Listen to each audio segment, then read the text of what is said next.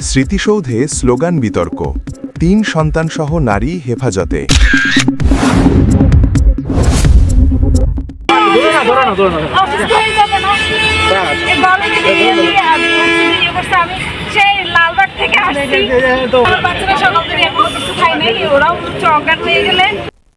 ঢাকার জাতীয় স্মৃতিসৌধ এলাকায় স্লোগান দেওয়াকে কেন্দ্র করে ৩ সন্তানসহ এক নারীকে হেফাজতে নিয়েছে পুলিশ।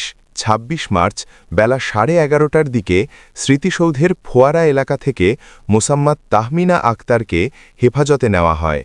এ সময় তার ৩ সন্তানও সঙ্গে ছিল। তাহমিনা আক্তার জানান, তিনি কুমিল্লার বাসিন্দা এবং বর্তমানে রাজধানীর লালবাগ এলাকায় বসবাস করেন।